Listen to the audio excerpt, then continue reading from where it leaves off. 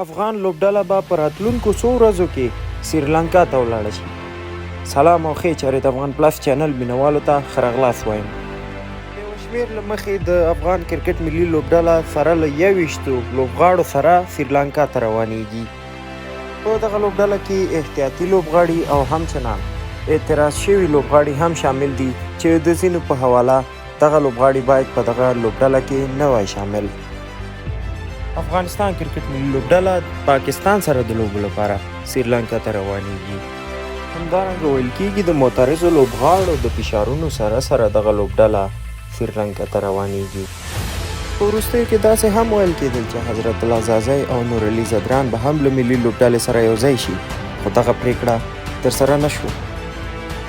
له بلې خوا د کرکټ مینوال په ټولنیزو رسنیو کې دا هم وایي چې د کرکټ بورډ لخوا یو شکستیزه لوبډله اعلان شوې او بشپړه ده. په هغه کې تغییراتو ته اړتیا نه لیدل کېږي.